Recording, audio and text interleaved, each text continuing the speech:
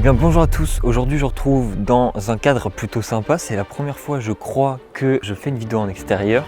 Regardez, contempler un peu les paysages qu'on a autour de nous, profitons-en pour cette vidéo. Du coup aujourd'hui je vais vous expliquer pourquoi selon moi il faut vraiment vous lancer dans le business, c'est parti. Donc le premier point pour moi qui est le plus important, c'est la barrière d'entrée. Généralement il y a plein de projets dans lesquels vous voulez vous lancer, par exemple acheter une maison, faire du locatif, acheter un bateau pour partir en voyage ou alors tout simplement vous acheter une nouvelle voiture, plein de choses comme ça que vous voulez entreprendre dans votre vie où la barrière d'entrée peut être plus ou moins grande. Pour tous les exemples que je vous ai cités, la barrière d'entrée ça peut être la hauteur de la somme d'argent à dépenser. Par exemple un bateau, j'en sais rien, ça peut être plusieurs dizaines de milliers d'euros, une voiture pareil, une maison, j'en parle même pas, ça se compte en centaines de milliers d'euros pour des très belles maisons. Aujourd'hui, moi ce que je voulais vous dire, c'est que la barrière d'entrée pour un business est vraiment petite, voire inexistante. Si vous avez entre vos mains un ordinateur, une connexion internet, vous pouvez absolument tout faire et beaucoup même de manière gratuite. Par exemple, vous voulez monter votre business d'e-commerce, vous voulez vendre que ce soit des produits physiques, des produits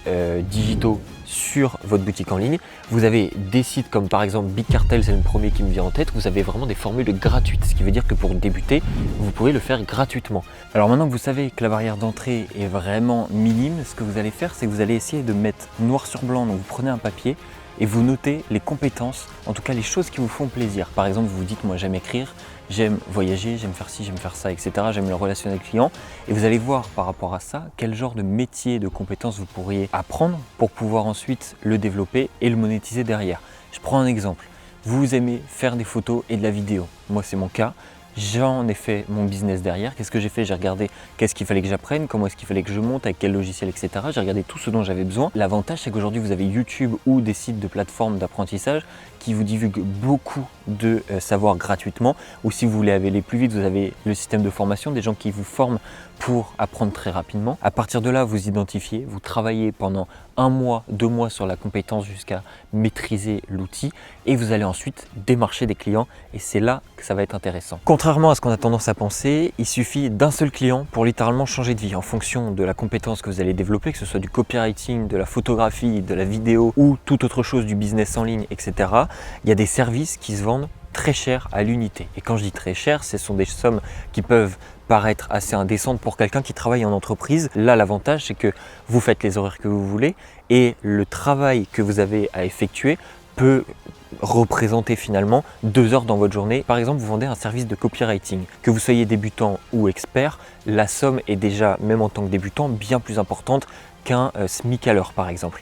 Si aujourd'hui je devais rédiger par exemple un email pour un client, je pourrais facilement le facturer, si je suis débutant, 50 € l'email qui va vous prendre peut-être 2, 3, 4 heures à écrire, à 500, 600, 800 € pour une séquence email, voire plus. Et par exemple, si vous prenez un client récurrent et que vous lui faites ses emails, et bien sur une séquence email, vous pouvez très bien la facturer 1500 €.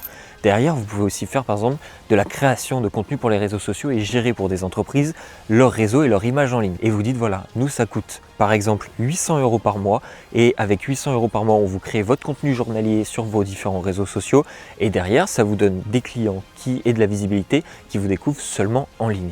Et là, vous avez un seul client qui vous paye 800 € par mois et vous avez tout le temps d'en trouver un deuxième, un troisième, un quatrième client. Et sachez surtout, point important avant de conclure cette vidéo, c'est que vous n'avez absolument pas besoin d'avoir 15 clients. Sélectionnez 3, 4, 5 clients que vous facturez assez cher, entre 800 et 1500 € par exemple le client. Et il y a des prestations, vous le verrez, qui valent largement ce prix-là. Et vous les gardez sur du long terme, vous les fidélisez et vous faites tourner vos clients en fonction de vos besoins et des rentrées d'argent que vous souhaitez avoir. Et après, vous pouvez automatiser, déléguer, etc. Et là, vous voyez, vous avez créé un revenu, en fait un complément en lançant votre business en parallèle de votre travail ou de vos études. Si cette vidéo vous a plu, n'hésitez pas à me le faire savoir. Moi, c'était un vrai plaisir de vous la faire. J'espère que ça aura motivé certains d'entre vous à vous lancer. Faites-le vraiment en tout cas. Moi, ce que je vais faire, c'est que je vais rentrer et si jamais ça vous a plu, vous me le faites savoir dans l'espace commentaire et en vous abonnant à la chaîne.